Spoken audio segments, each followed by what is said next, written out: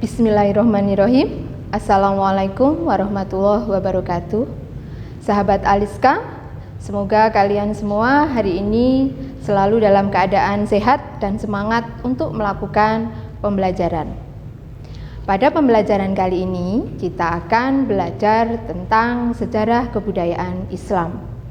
Sebelum kita masuk kepada materi sejarah kebudayaan Islam, yang pada kali ini kita akan bahas pada materi tentang masa awal hijrah Nabi Muhammad, maka ada baiknya kalian mengetahui tujuan pembelajaran kali ini. Apakah kalian sudah siap melakukan pembelajaran?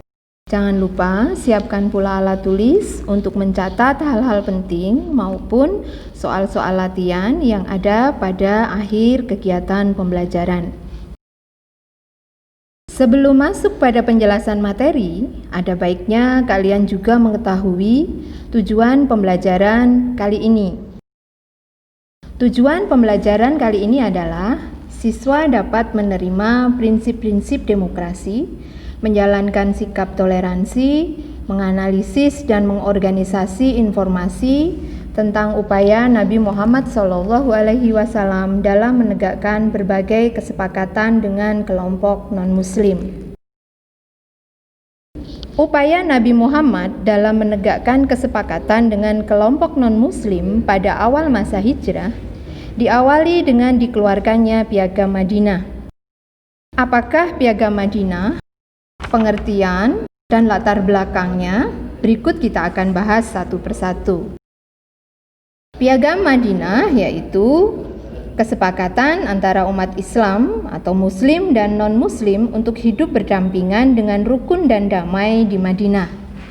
Masing-masing pemeluk agama menjalankan agamanya dan harus saling menghormati. Mereka hidup dalam satu kesatuan meskipun beragam agama dan sukunya. Latar belakang dari dikeluarkannya Piagam Madinah adalah pada awal masa hijrah, di Madinah tidak hanya dihuni oleh kaum Muslim atau Ansor dan kaum Muhajirin saja, tetapi juga kaum Yahudi dan masyarakat Arab yang belum masuk Islam. Dalam masyarakat yang majemuk, Nabi mengajarkan sikap saling menghormati antar pemeluk agama, tidak menyakiti dan memerangi agama lain di Madinah selama mereka mau hidup berdampingan secara damai. Sikap Nabi ini menunjukkan kemuliaannya sebagai rahmatan lil alamin, sekaligus contoh sikap kenegarawanan sejati. Tetangga kaum Muslim di Madinah diantaranya adalah kaum Yahudi.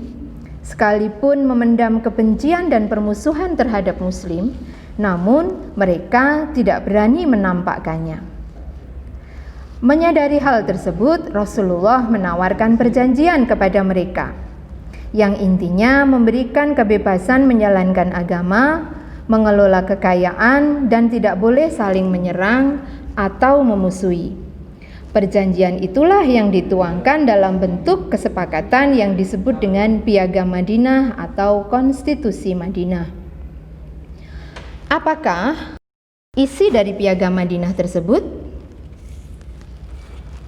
Kalian bisa memahami Piagam Madinah dengan baik setelah memahami pula apa yang menjadi isi dari Piagam Madinah. Isi Piagam Madinah antara lain: 1. Semua kelompok yang menandatangani piagam merupakan suatu bangsa. 2. Masing-masing kelompok bebas menjalankan ajaran agamanya tanpa campur tangan kelompok lain. 3. Bila salah satu kelompok diserang musuh, maka kelompok lain wajib untuk membelanya. 4. Kewajiban penduduk Madinah, baik kaum muslimin, non-muslim, ataupun bangsa Yahudi, harus saling bantu-membantu moral dan material. 5. Mereka harus saling menasihati, berbuat baik, dan tidak boleh berbuat jahat. 6. Nabi Muhammad adalah pemimpin seluruh penduduk Madinah dan beliau menyelesaikan masalah yang timbul antar kelompok. Setelah kalian mengetahui pengertian, latar belakang, tujuan dan isi dari Piagam Madinah tersebut, maka kita dapat menarik kesimpulan pada pembelajaran kali ini, yaitu pertama, Piagam Madinah merupakan dokumen yang menghargai hak-hak asasi manusia dan menjadi dasar hidup masyarakat yang harus ditaati semua pihak. Kedua, Piagam Madinah menjadi dasar aturan konstitusi pertama di dunia. Ketiga, kesaktian Piagam Madinah yang memancar melalui pasal demi pasal yang terkandung di dalamnya mampu mendamaikan dan mengikat berbagai kelompok suku dan golongan, serta menyatukan umat Islam dan pendatang dari Mekah dengan penduduk asli Madinah secara umum. Terakhir, dengan disahkannya perjanjian ini, maka Madinah dan sekitarnya merupakan suatu negara yang makmur. Pelaksana pemerintahan dan penguasa mayoritas adalah orang-orang Muslim atau Nabi Muhammad sebagai kepala negara. Sehingga dengan demikian, Madinah menjadi sebuah ibu kota bagi Islam. Semoga kalian semua dapat memahami materi pembelajaran kali ini dengan baik.